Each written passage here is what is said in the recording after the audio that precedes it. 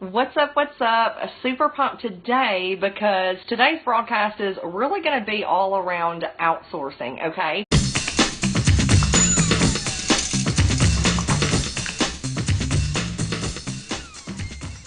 Since I've started outsourcing, and I will say I have been personally outsourcing in my business for the past 18 months, I now have 4 virtual assistants that work for me part-time, and if it were not for me outsourcing, I know 100% that I wouldn't be where I am today. Like, I don't believe that I would have hit 5 figures a month in my business as quickly as I did had I not gotten help. So the very first benefit, obviously, is time.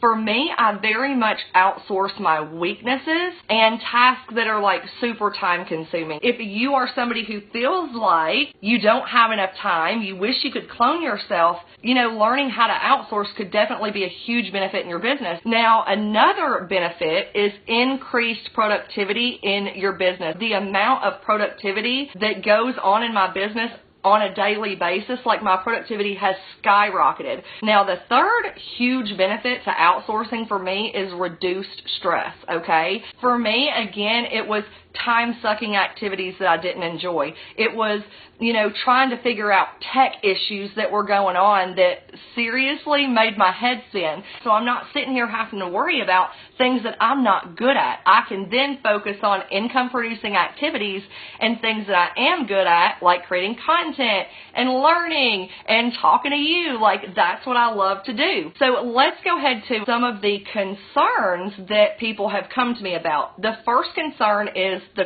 cost. Living in the U.S., Canada, Australia, the cost of living can be extremely high. And so understand that this is how you actually get to the next level. When I first started outsourcing, I didn't have like a lot of extra money. Like, I didn't have a lot of results, but I knew by implementing this strategy, by getting help, by outsourcing my weaknesses, those time-consuming activities, that's how I was going to get to the next level. But here's the deal. When you know where to look, you can actually hire virtual assistants for as little as $2 to $5 an hour. And so in that case, when you think about it, it's super, super affordable. So when you know where to look, it's actually very, very affordable to start getting help in your business.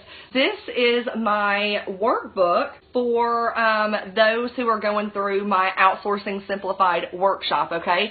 This is a 27-page workbook that's super, super detailed that my students can follow along in. And so when I hired somebody to create this workbook, a lot of people might think that this was like a super expensive task or a super expensive thing to have created. But in reality, it only costs $15 to have this 27-page workbook. It's super professional. It looks great. My students are going to absolutely love it. And so again, you have to get over that mindset, and you have to know that it's actually very affordable as long as you know where to look, okay? And so let's go ahead and talk about security, because this is another common concern that a lot of people have when it comes to hiring help. And so using something as simple as a password manager. But using a password manager, you can actually create little vaults where you give an assistant only your login information for what you want them to have access to. So it's a lot more secure if you were to use something like a password manager. When you go through particular companies like where I've hired my virtual assistants at, understand that number one, like all of these people who work for these platforms, they've gone through background checks. They've gone through, different tests and security measures and things like that. And a lot of times their work is being documented, so they have to actually log in to do any work for you. And therefore, obviously, if they were to do something silly, then they're going to lose their job. They're going to get kicked off that platform. And so let's go ahead into the next concern, which was finding the right fit. Now, obviously, I know this can be a little scary as well, trying to make sure that you find somebody who's going to be a good fit for the job, who you mesh well with, who that you can trust. And so this comes down to the hiring process. So it's very important when you're going through the hiring process, you get it narrowed down to your top candidates, and then you put them through an interview. So I would never hire somebody somebody without actually doing some type of interview to where you can kind of get to know them, they can get to know you. I would do a face-to-face interview. That way, again, you can kind of see if you're meshing well, if you're vibing well together. Also, communication is obviously super important, and getting a sample of their work. So again, before I hire somebody, I always get them to get a sample of their work. So I give them a couple of tasks to do that has something to do with the particular job that I'm hiring for, and I'll get them to sample their work before I hire them. So these are just a few ways to make sure that when you're hiring somebody who's going to be the right fit for you, okay? Now, the last concern that I was seeing a lot of people having issues with was time. I keep hearing like, I just don't have the patience to train somebody. I don't have the time to train somebody. Like, I don't have the time to, work my business, which is why I want to outsource. But then, like, I just don't have the time. Here's the deal. You're already doing the tasks